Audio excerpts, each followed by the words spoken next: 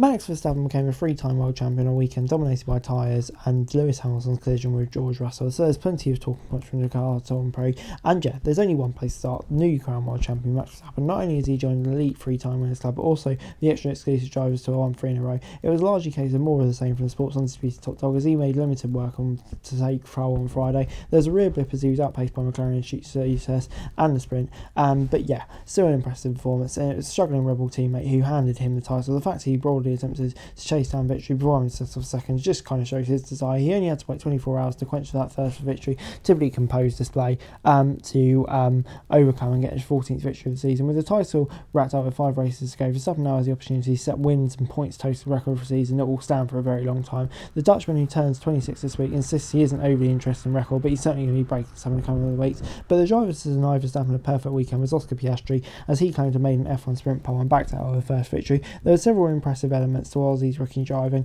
on Saturday, but his calmness really shone through. The 22-year-old backed up the victory once more, finishing ahead of Norris on Sunday as McLaren sealed a second successive double podium. Piastri naturally took a bit more time to get up to speed of his debut campaign, but after starting to challenge landing Norris over one lap, it kind of shows that he's doing it in the race more and more now. Norris appears to maintain the edge, but Piastri is certainly getting closer, and with it gradually closing. Given Norris remains without a win of F1 unsought, the Brit initially he was particularly stung by Piastri getting one before him, but Norris' moment will come soon. But Piastri is rapidly improving, and yeah, McLaren definitely have 2 future world champions, and if it weren't for Verstappen's crowning glory, I think that would have been the main talking point this weekend for sure.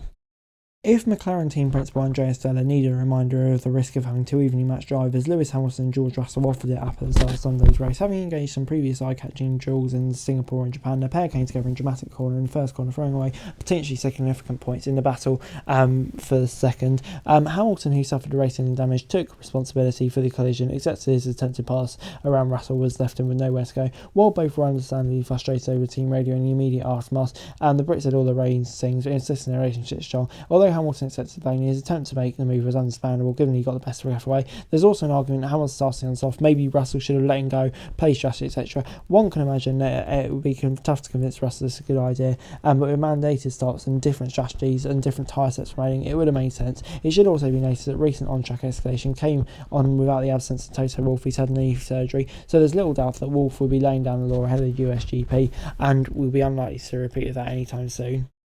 F1 was returning to Qatar for the first time since 2021, and to say that there were teething issues would be an understatement. The most simple issue was a 40 degrees Celsius heat and extreme humidity that forced Logan Sargent to retire from Sunday's race and left several drivers unwell. The event should never and likely won't be held at this time of year again and go back to where it was in 2021 for next year. Making everything cool, because for everyone in the paddock it was kind of the toughest race they've ever done, I think. F1 counts as fortunate conditions didn't lead to anything more seriousness, such as driver passing out, etc. And concerns over tyres, the track's pyramid style curves allowed FIA regulations, but the high speed nature of the circuit made it more hard than Pirelli were comfortable with. As a result, track limits were changed in an attempt to keep cars off the curves, stressing that tyres could only do 18 laps each, a requirement of 3 driver pit stops. The FIA and Pirelli ultimately made the best of a bad situation, rightly protecting the safety of our drivers, but also having to implement changes that left some drivers at a disadvantage from no fault of their own. Leaderboard changed constantly, and it's kind of hard to keep up with. Finally, Qatar being the latest Grand Prix to be heavily impacted by track limit violations, as we saw throughout qualifying, and some will say the best drivers in the world should be able to keep it in the track limits, but it isn't an issue exclusive to Qatar. But I think just with all of that going on, it kind of makes it hard, especially for new followers, to kind of keep up with. It's right that the action on track should dominate, and it ultimately did, but on Thursday the hot topic was the Andretti political storm after the FIA approved them, but it still needs to get agreement from FOM and the current 11 teams, which teams highly unlikely. The team is set out their position, they don't want one, and hence the F1 pie to become 1/11th unless they feel the new team's added value. Many would argue it's tricky for Andretti to prove that they are. A Sky Sports poll said that 80% of viewers do want to see Andretti join the grid, but that doesn't seem to change the fans' views. Whatever the implications, it's the sport governing body against the commercial right owners. The official word from F1 is that they're assessing Andretti's entry, but it seems inevitably rejected. And the sometimes outspoken FIA boss said there's no way there'll be a risk, and it cannot be weaker than the teams of the FOM. Andretti's protective entry is likely to become an even bigger talking point as F1 returns to Texas, and over the coming weeks is when it's decided.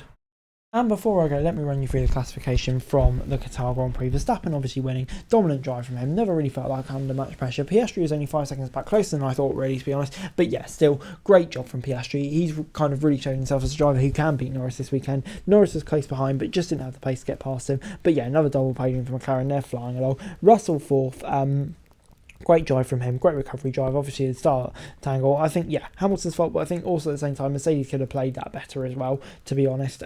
Leclerc fifth, yeah, good job from him, I think, picking up solo points for Ferrari on a day where maybe they could have outscored Mercedes, just didn't have the pace. Alonso sixth, that's a really good job from him, and Aston that's struggling at the moment. Ocon seventh, Bottas eighth, for me, stars of the day, picking up points in cars that probably don't deserve to be that high.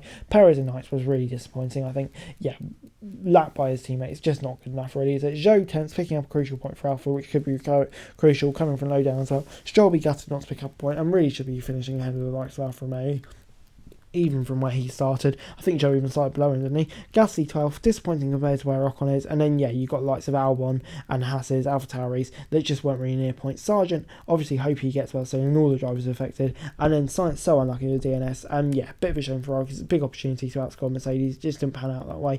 And then, yeah, you've got Hamilton, who obviously was unlucky with that crash, probably his as well. But yeah, I think Mercedes just had to make things a bit more clearer, and yeah, I think an accident like that could really have so easily been prevented. It's such a shame for it could cost them big points. But anyway guys, that's it for the video. Thanks so much for watching. Like, subscribe, don't subscribe, daily F1 news, and subscribe to the channel, it's going to be greatly appreciated. Thanks so much for watching, peace.